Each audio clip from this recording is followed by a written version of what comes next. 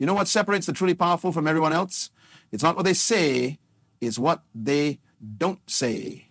I learned this the hard way, and today I'm going to share with you the 8 situations where your silence will become your greatest weapon. But before I dive in, let me tell you something that will change your life forever. The person who masters silence masters their destiny. I used to be the guy who had something to say about everything.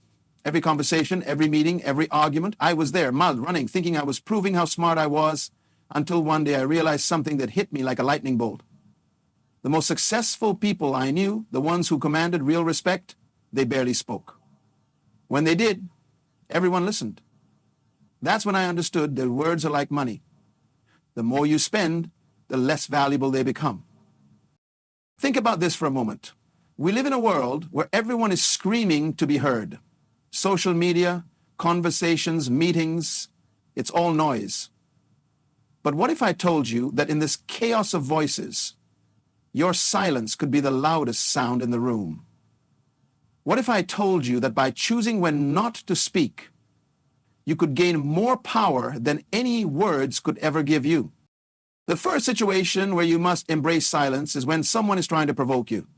I call this the trap of emotional reaction. Picture this. Someone says something that cuts deep, something designed to make you explode.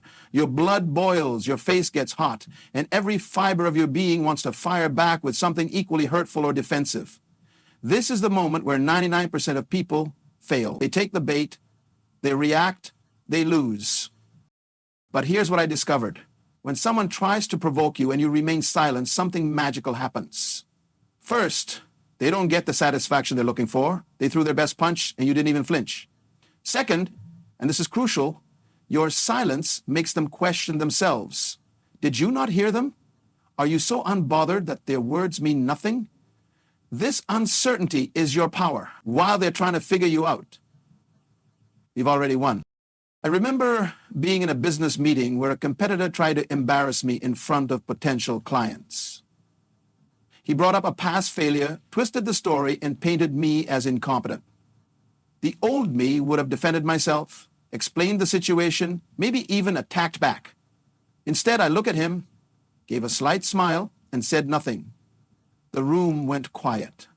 Everyone was waiting for my response, but I just moved on to the next point of my presentation. By the end of that meeting, I had signed the biggest deal of my career. Why? Because my silence spoke volumes about my confidence and professionalism. The second situation demands your silence when you're in the presence of someone sharing their pain or struggles. This is where most people mess up catastrophically. Someone opens up about their problems, and what do? We immediately jump in with advice, with our own similar stories, with solutions they didn't ask for. We think we're helping, but we're actually stealing their moment. When someone is pouring their heart out, your job isn't to fix them. Your job is to be a witness to their experience. Your silence gives them space to express what they've been holding inside. It tells them without words that their feelings are valid, that they're being heard, that they matter. This kind of silence is a gift that few people know how to give. I learned this lesson when my closest friend was going through a divorce. Every time we met, I had advice, I had strategies, I had similar stories from other people. One day he looked at me and said, "Can you just listen?" That's when it hit me. My words, no matter how well-intentioned, were drowning out what he really needed, someone to simply be there. From that day forward, I practiced the art of silent support. And you know what? Our friendship became deeper than ever before. The third situation where silence becomes your superpower is during negotiations. Whether you're negotiating a salary, a business deal, or even something as simple as the price of a car, the person who speaks first after the offer loses. This is a law as fundamental as gravity in the world of negotiation. Here's why this works. When you make your offer or state your position and then remain silent, you create pressure, not on yourself, but on the other person. They feel compelled to fill the void, and in filling that void, they often reveal information you couldn't have gotten any other way. They might improve their offer, they might show their hand, they might negotiate against themselves, I once sat in a negotiation for a major contract. After stating our price, which was significantly higher than what they expected, I shut my mouth. The silence lasted for what felt like an eternity, probably 45 seconds. The other party started fidgeting. Then they started talking. First, they explained why the price was too high. Then, without me saying a word, they started suggesting ways they could make it work. By the time they finished talking, they had essentially agreed to 90% of what we asked for, all because I knew when to stop talking. The fourth situation is perhaps the most challenging for people in our modern age. When you're surrounded by gossip.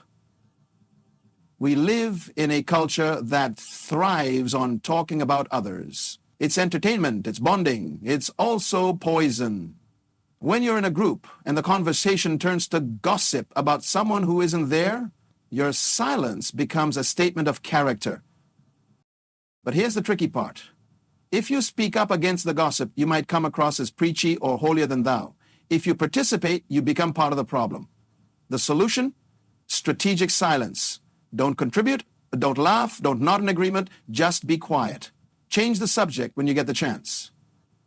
Your silence in these moments builds a reputation that money can't buy, the reputation of someone who can be trusted.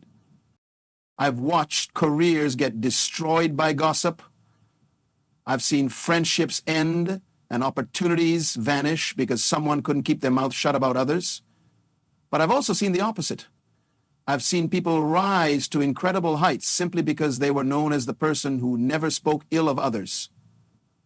When you refuse to participate in gossip through your silence, you become the person everyone trusts with their secrets. You become the safe space in a world full of judgment. The fifth situation where silence serves you is when you're learning something new. We live in an era where everyone wants to appear smart. We interrupt with questions to show we're engaged. We share related experiences to prove we understand. We nod and make sounds of agreement. But all of this noise prevents us from truly absorbing what's being taught. True learning happens in silence. When you're quiet, really quiet, you pick up on nuances that others miss. You hear the things that aren't being said. You notice the body language, the hesitations, the emphasis. You absorb not just the information, but the wisdom behind it. This is why the greatest students are often the quietest ones. They understand that every moment spent talking is a moment not spent learning. It transformed my life when I learned to be silent during learning opportunities. Whether it was in business seminars, personal development workshops, or even casual conversations with successful people, I practiced extreme listening. No interruptions, no clever questions to show off my knowledge, just pure, focused silence. The amount of wisdom I absorbed during these silent periods laid the foundation for everything I've achieved. The sixth situation is when you've accomplished something significant. This might seem counterintuitive. After all, shouldn't you celebrate your wins? Shouldn't you share your success? Yes, but not immediately, and not with everyone. When you achieve something great, and you immediately broadcast it, you dilute its power. You turn your achievement into just another social media post, another humble brag, another piece of noise in an already noisy world. Silence after success serves multiple purposes. First, it allows you to fully experience and internalize your achievement. You get to savor it without the need for external validation. Second, it creates mystery. When people eventually find out about your success, and they will, the fact that you didn't announce it makes it even more impressive. It shows that your achievements are for you, not for applause. I built a multi-million-dollar business, and most people in my life didn't know about it for years, not because I was hiding it, but because I wasn't advertising it.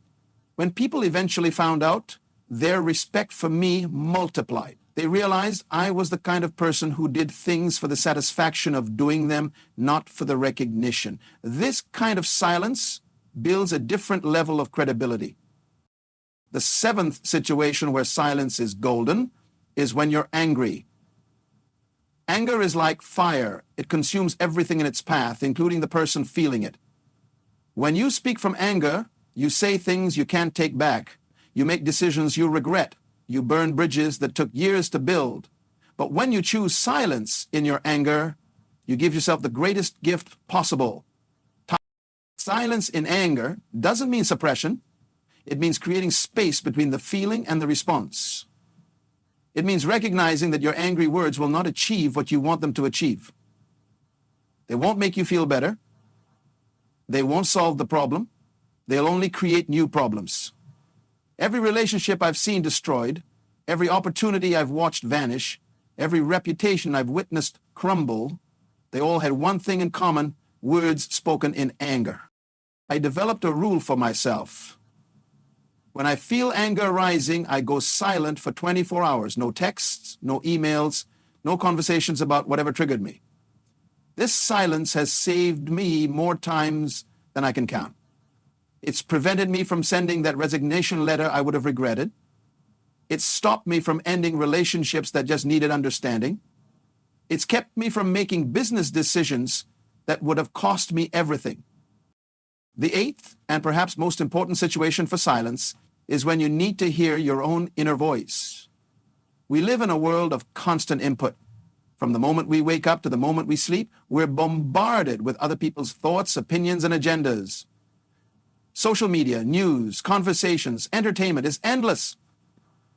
In this chaos, the most important voice, your own inner wisdom, gets drowned out. This is why the most successful people I know have regular periods of complete silence. Not just quiet, but intentional silence, where they disconnect from all input and simply exist with their thoughts. In these moments of silence, clarity emerges. Solutions to problems appear. The noise of the world fades, and what remains is truth. I practice this kind of silence every morning.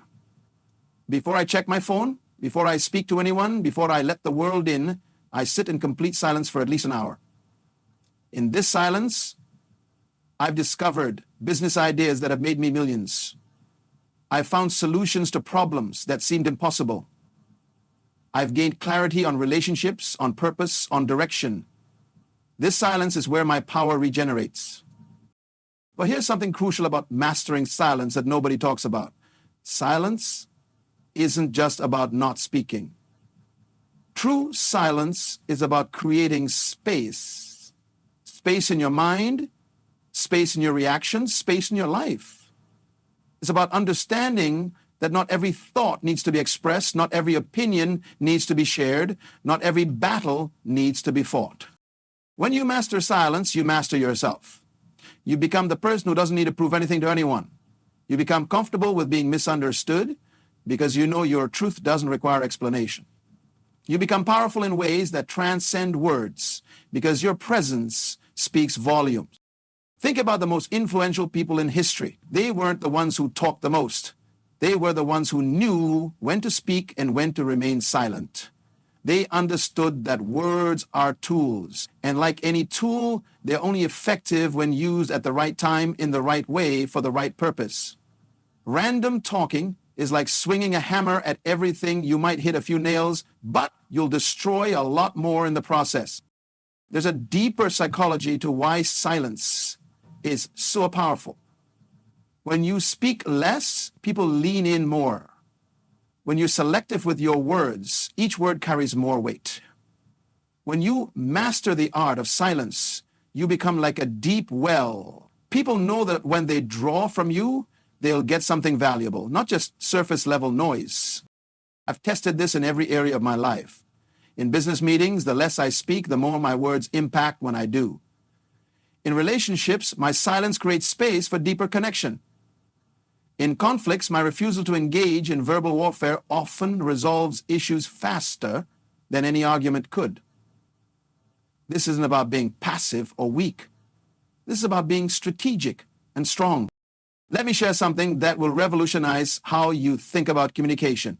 We've been taught that communication is about expressing ourselves, about making sure we're heard and understood, but true communication is about creating understanding, and sometimes the best way to create understanding is through silence. Your silence can communicate confidence, wisdom, strength, compassion, and intelligence in ways your words never could. I've walked into rooms where my silence commanded more respect than any introduction could have given me. I've sat in meetings where my quiet observation led to insights that changed the entire direction of companies. I've been in arguments where my refusal to argue led to the other person solving the problem themselves. This is the paradox of silence. By saying nothing, you often say everything. But mastering silence isn't easy. We're conditioned from birth to fill voids with sound. We're uncomfortable with quiet.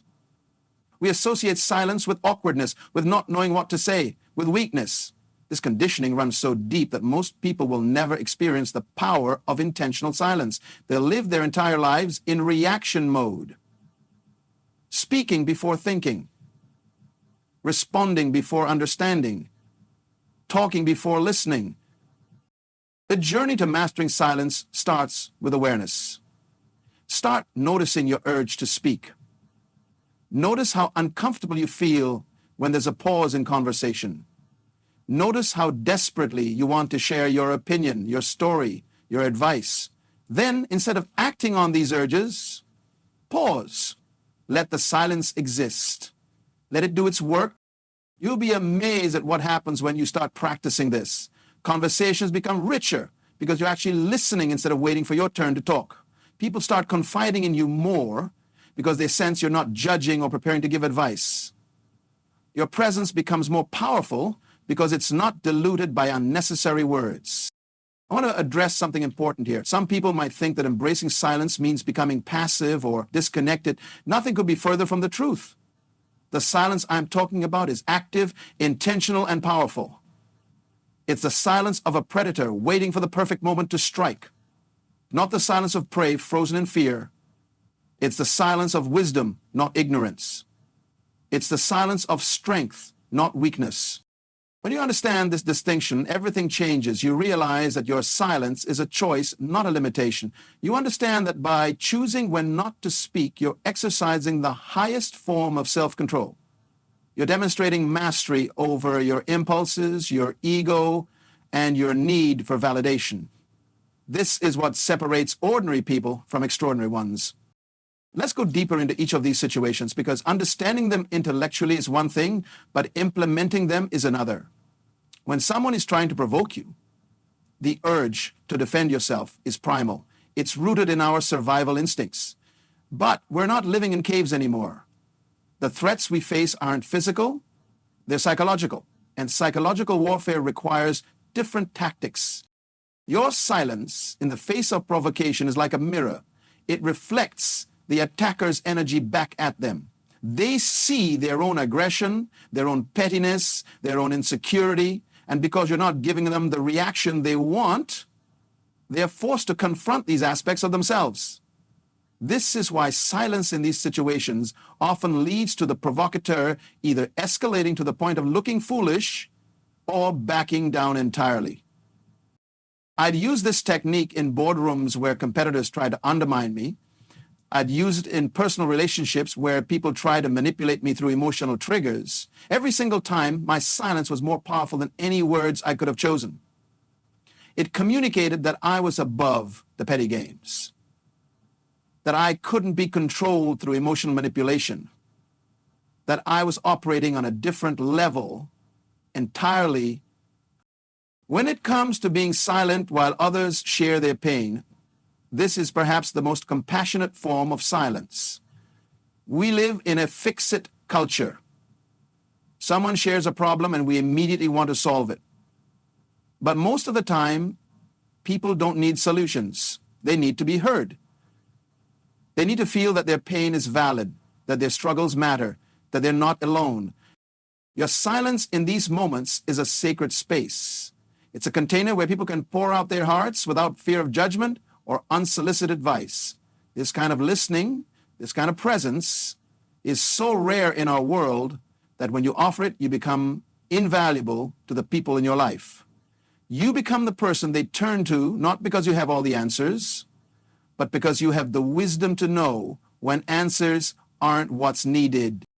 In negotiations, silence is your tactical advantage. Every negotiation has a rhythm, a dance of offers and counteroffers, of positions and concessions. When you introduce strategic silence into this dance, you disrupt the rhythm in your favor. The other party expects you to respond immediately to their offer. When you don't, it creates cognitive dissonance. They start wondering if their offer was too low, if they've reread the situation, if they need to sweeten the deal. I've sat in negotiations where my silence led to the other party increasing their offer 3 times without me saying a word. They literally negotiated against themselves because they couldn't handle the pressure of the silence. This isn't about being manipulative. This is about understanding human psychology and using it ethically to achieve fair outcomes. If your position is reasonable and your silence leads to a better deal, you've simply used a tool that's available to everyone but mastered by few. The silence you maintain around gossip is a testament to your character. In every organization, in every social group, there are people who bond through talking about others. It's an easy way to feel connected, to feel superior, to feel like you're part of the inner circle, but this temporary connection comes at a huge cost. It erodes trust, creates toxic environments, and ultimately limits your growth. When you refuse to participate in gossip, something interesting happens. At first, people might think you're aloof or judgmental, but over time, they realize you're trustworthy. They start sharing real things with you, not just surface-level gossip. They seek your advice on important matters. They recommend you for opportunities because they know you can be trusted. Your silence in the face of gossip becomes your calling card, your reputation, your personal brand. Learning in silence is about humility. It's about recognizing that no matter how much you know, there's always more to learn. It's about understanding that your questions and comments, no matter how insightful you think they are, might be preventing you from receiving the full transmission of knowledge. When you're truly silent while learning, you pick up on subtleties that others miss. You hear the wisdom between the words. You absorb not just information, but understanding. I've sat with masters in various fields, and the most valuable lessons came not from what they said, but from what I observed in silence. The way they moved, the way they thought, the way they approached problems. These things can only be absorbed in quiet observation. Your clever questions might make you feel smart, but your silence makes you wise. Being silent about your successes is about understanding the true nature of achievement. When you achieve something significant and immediately share it with the world, you're seeking external validation. You're saying that your achievement isn't complete until others acknowledge it. But when you can achieve something and be satisfied with your own knowledge of it, you've reached a different level of maturity and self-assurance. This doesn't mean you never share your successes. It means you're selective about when, how, and with whom you share them. It means your sharing comes from a place of contribution, not neediness. When you do eventually share, it's to inspire others or to teach, not to seek approval. This kind of sharing has a completely different energy, and people can feel it. The silence you maintain when angry is perhaps the most practical form of wisdom. Anger clouds judgment. It narrows perspective. It makes smart people do stupid things. When you speak from anger, you're not speaking from your highest self. You're speaking from a triggered, reactive place that doesn't represent who you really are or what you really want. I've seen people destroy decades-long friendships with words spoken in a moment of anger. I've watched careers end because someone couldn't keep their mouth shut when they were triggered. I've witnessed business partnerships dissolve because partners spoke to each other from places of hurt and rage instead of taking time to cool down and approach issues rationally. Your silence when angry isn't suppression, it's wisdom in action. Creating silence to hear your inner voice is about recognizing that you have an internal guidance system that's always available, but often drowned out by external noise. This inner voice isn't some mystical concept. It's your accumulated wisdom, your intuition, your deeper knowing that emerges when you create space for it. In our noisy world, this inner voice is your competitive advantage. It's your direct line to insights and solutions that others miss because they're too busy consuming and reacting. The practice of regular silence, of creating these spaces in your life, is what separates those who react to life from those who create their lives. In silence, you can hear what you really want, not what you've been programmed to want. You can feel what's truly important to you, not what society says should be important. You can access solutions that come from your unique perspective and experience, not from what you've read or heard from others. As I continue sharing these insights with you, I want you to understand that mastering silence is a journey, not a destination. You won't get it right every time. There will be moments when you speak when you should have remained silent. There will be times when your silence is misinterpreted. There will be situations where finding the balance between speaking and not speaking feels impossible. This is all part of the process. What matters is that you start. What matters is that you begin to see silence not as the absence of something, but as the presence of everything. In silence, there's power. In silence, there's wisdom. In silence, there's connection. In silence, there's clarity. Most importantly, in silence, there's choice. The choice to respond rather than react. The choice to observe rather than judge. The choice to understand. And I want to share with you some advanced strategies for implementing silence in your life. First, start small. Don't try to become a master of silence overnight. Pick one situation from the 8 I've shared and focus on that for a week. Maybe you start with not responding to provocation. Every time someone tries to trigger you this week, practice your silence. Notice what happens. Notice how it feels. Notice the results. Once you've gotten comfortable with one form of silence, add another. Layer these practices until they become second nature. You'll know you're making progress when silence starts to feel more natural than speaking. When your default becomes observation rather than participation. When you find yourself automatically pausing before responding to anything. There's a phenomenon I've observed in people who master silence. They develop what I call presence. When they walk into a room, people notice. Not because they're loud or attention-seeking, but because they carry a different energy. They're centered. They're grounded. They're not trying to prove anything to anyone. This presence is magnetic. It draws people in. It commands respect without demanding it.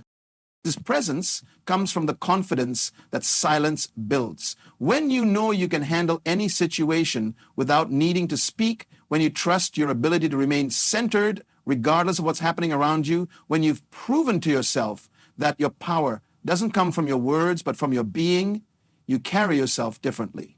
You move through the world with a quiet confidence that others can sense but can't quite explain.